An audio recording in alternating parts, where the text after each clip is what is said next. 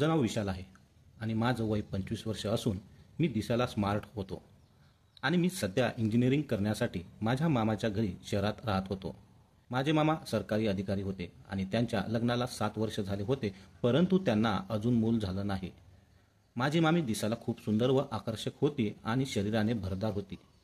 तिला पाहता क्षणी कोणताही पुरुष तिच्या प्रेमात पडेल अशी होती. मामीचं वय साधारण 30 वर्षाच्या आसपास होतं, परंतु ती एखाद्या हिरोईनसारखी दिसत होती. मी मामीबद्दल चांगले विचार करत होतो, पण एके दिवशी अचानक मामा घरी नसताना मामाचा मित्र मामीसोबत मामाचे मित्र कधीकधी मामाला भेटायला घरी येत होते, परंतु मी कॉलेजमध्ये असायचो.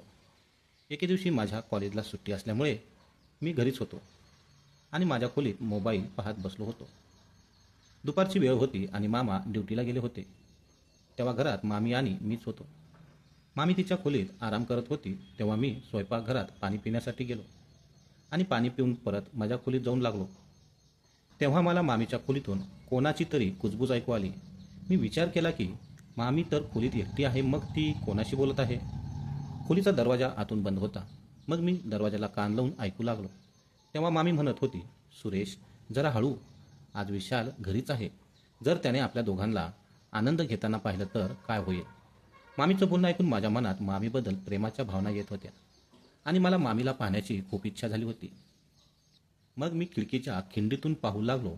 तेव्हा खोलीत मामी एकटी नसून मामीसोबत मामाचा मित्र पण होता. तो मामीला मिठी घेऊन हळूहळू स्पर्श करत होता. मामी पण त्याला साथ देत होती. त्यानंतर ते दोघं एकमेकाच्या मिठीत हरवून आनंद घेऊ लागले. त्या दोघांना आनंद घेताना पाहून माझ्या अंगात काहीतरी वेगळं संचारलं होतं आणि मी मामीकडे जरा जास्तच आकर्षित होऊ लागलो होतो. मग काही वेळाने ते दोघे शांत झाले आणि खोलीतून बाहेर येऊ लागले. तेव्हा मी लगेच माझ्या खोलीत निघून गेलो आणि तेवढ्यात मामीने मला आवाज दिला आणि म्हणाली, विशाल बाहेर ये, सुरेश मामा आले आहे. मग मी खोलीतून बाहेर आलो आणि त्यांना नमस्कार करत म्हणालो, कधी आले. तेव्हा ते म्हणाले, आत्ताच आलो मी. त्यांना म्हणालो, काही काम होतं का. तेव्हा ते म्हणाले, नाही, मी तुलाच भेटण्यासाठी आलो होतो. बरं झालं तू घरी आहेस. मी जेव्हा येतो तेव्हा तू कॉलेजमध्येच असतो, परंतु ते कशासाठी आले होते हे मला माहीत होतं. मी त्यांना देखील मामाच म्हणत होतो. मग काही वेळ थांबून चहा वगैरे घेऊन ते निघून गेले. तेव्हा मी मामीला म्हणालो, मामी सुरेश मामा कधी आले होते. तेव्हा मामी म्हणाले, काय झालं विशाल, असं का विचारतो. मी म्हणालो, मामी मी जेव्हा स्वयंपाकघरात पाणी पिण्यासाठी गेलो होतो तेव्हा तुझ्या खोलीतून कोणाच्या तरी बोलण्याचा आवाज येत होता, म्हणून विचारत होतो. मामी घाबरत बोलू लागली. तिला वाटलं मी या दोघांना पाहिलं असेल म्हणून ती काही न बोलता तिच्या खोलीत निघून गेली आणि मी तिच्याकडे पाहतच राहिलो. आता माझं लक्ष मामीकडेच होतं आणि तिच्याबद्दल माझं आकर्षण जरा जास्तच वाढत होतं. आता माझी मामीकडे पाहण्याची नजर बदलली होती. मी मामीची सुंदरता निहाळत होतो. मामी सुरेश मामाला एवढी का आवडायची ही गोष्ट मलाही अजून जाणून घ्यायची होती. मग मामी मला म्हणाली, विशाल आज जेवणात काय बनवू. मी म्हणालो, मामी तुझ्या मनाचे बनव, काही पण. तेव्हा मामी म्हणाली, ठीक आहे. असं म्हणून मामी स्वयंपाकघरात गेली आणि मी हॉलमध्ये बसून मामीला पाहत होतो. तिने गाऊन घातलेला होता आणि त्या गाऊनमध्ये खूपच आकर्षक वाटत होती. मग मामी भाजी निवडण्यासाठी हॉलमध्ये आली आणि भाजी खाली ठेवण्यासाठी खाली वाकली. तेव्हा माझी मनर नको तिथे गेली. मामीकडे पाहून असं वाटत होतं की तिला घट्ट मिठी मारावी आणि तिच्यासोबत तिथेच, परंतु मी स्वतःला सावरलं आणि मोबाईल पाहत बसलो. मी विचार करू लागलो की मामीसोबत जवळीकता कशी साधावी, कारण मामी मला फार आवडू लागली होती. भाजी निसून झाल्यानंतर मामी स्वयंपाकघरात गेली. काही वेळाने स्वयंपाक झाल्यावर मी आणि मामीने जेवण केले. जेवणानंतर मी हॉलमध्ये टी व्ही पाहत बसलो. तेव्हा मामीला कोणाचा तरी फोन आला आणि मामी त्यांना म्हणाली, विशाल घरी आहे आणि तो बाहेर गेला की मी तुम्हाला फोन करते. एवढं बोलून तिने फोन कट केला. मामाला मामीबद्दल काहीच माहिती नव्हतं. मामा फक्त त्यांच्या कामातच व्यस्त असता. मामीला वेळच देत नाही, त्यामुळे मामीला हवं असलेलं सुख मिळत नाही. म्हणून मामी जेव्हा संधी मिळाली तेव्हा मामाच्या मित्रासोबत आनंद घेत होती. आज मला बाहेर जायचं नव्हतं. मी टी व्ही पाहत बसलो. मग मामी पण हॉलमध्ये येऊन बसली आणि माझी बाहेर जाण्याची वाट पाहू लागली, परंतु मी बाहेर गेलोच नाही. मग मामीला कळाले की विशाल आता जात नाही. तिने काही वेळ वाट पाहिली आणि तिच्या खोलीत निघून गेली. मी संध्याकाळी 6 वाजेपर्यंत बाहेर गेलोच नाही. तोपर्यंत मामा ड्युटीवरून घरी आले आणि माझ्याजवळ येऊन बसले. मग मामी तिच्या खोलीतून बाहेर आली आणि मामाला पाहून म्हणाली, तुम्ही फ्रेश व्हा, मी चहा बनवते. मग आम्ही तिघांनी मिळून चहा घेतली आणि त्यानंतर मामा आणि मी टी व्ही पाहू लागलो. व मामी स्वयंपाकघरात जाऊन स्वयंपाकाची तयारी करू लागली. मी अधूनमधून मामीकडे पाहत होतो. माझ्या मनात मामीबद्दल प्रेमाच्या भावना वाढतच चालल्या होत्या. मग आम्ही तिघांनी मिळून रात्रीचे जेवण केले आणि थोडा वेळ गप्पा मारत बसलो. परंतु मामा ड्युटीवरून थकून आले होते, त्यामुळे मामाला झोप येऊ लागली होती. म्हणून ते त्यांच्या खोलीत जाऊन झोपले आणि मामी स्वयंपाकघरातील काम आवरून खोलीत गेली होती. आता रात्रीचे 11 वाजले होते आणि ते दोघे नवरा बायको त्यांच्या खोलीत झोपले होते. परंतु मला झोप येत नव्हती, म्हणून मी टीव्ही पाहत बसलो होतो. काही वेळाने मामाच्या खोलीतून त्यांच्या बोलण्याचा आवाज ऐकू आला. मी पटकन टीव्ही बंद केला आणि मामाच्या खोलीच्या खिडकीजवळ जाऊन उभा राहिलो. तेव्हा मामी मामाला म्हणाली, तुम्ही मला आनंदी ठेवू शकत नाही तर माझ्यासोबत लग्न का केलं? तेव्हा मामा काहीच बोलले नाही आणि शांत झोपले. परंतु मामी मामाला हळूहळू स्पर्श करत होती, पण मामीच्या स्पर्शाने मामाला काहीच फरक पडत नव्हता, कारण ते मामीपेक्षा वयाने खूप मोठे होते. मामाचं वय झालं होतं आणि ते मामीला हवं असलेलं सुख देऊ शकत नव्हते. म्हणून मामी मामाच्या मित्राला फोन करून बोलत होती. काही वेळाने मामी मोबाईल घेऊन खोलीतून बाहेर येऊ लागली.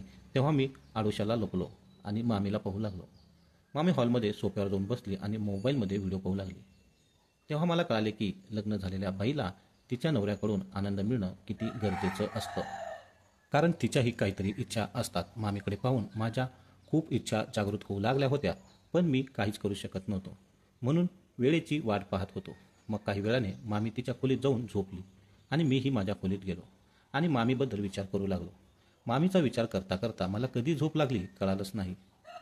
सकाळी जेव्हा मी उठलो तेव्हा मामा ड्युटीला गेले होते आणि मामी कुठे दिसत नव्हती.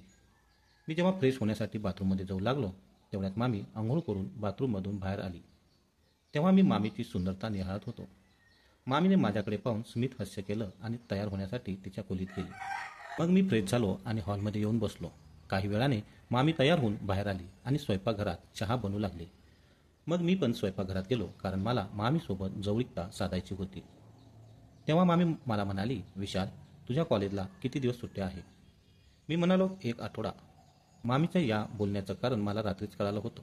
मामी फक्त माझी बाहेर जाण्याची वाट पाहत होती, कारण तिला मामाच्या मित्राला फोन करून घरी बोलवायचे होते आणि त्याच्यासोबत आनंद घ्यायचा होता. मग आम्ही चहा घेऊ लागलो. मी घरात असल्यामुळे मामीची फार चिडचिड होत होती, कारण तिला जो आनंद हवा होता तो मिळत नव्हता.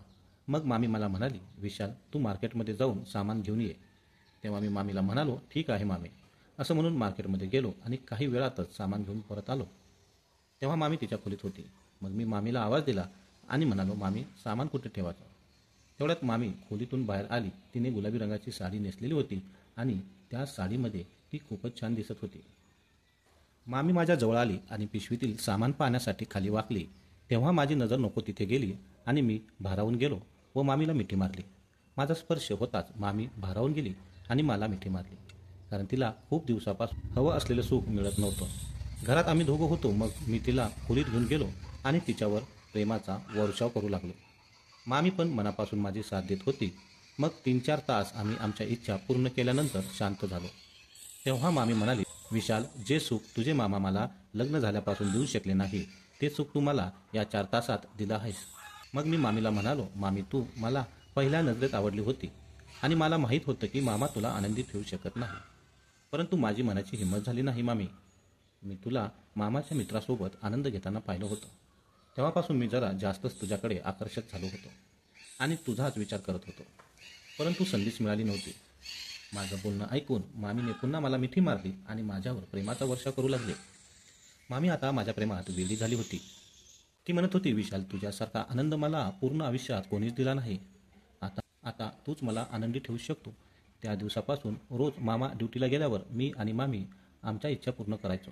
मामी आता माझ्याशिवाय राहू शकत नव्हती, त्यामुळे ती रात्रीच्या वेळी मामा झोपल्यावर माझ्या खोलीत येऊन माझ्यासोबत आनंद घ्यायची.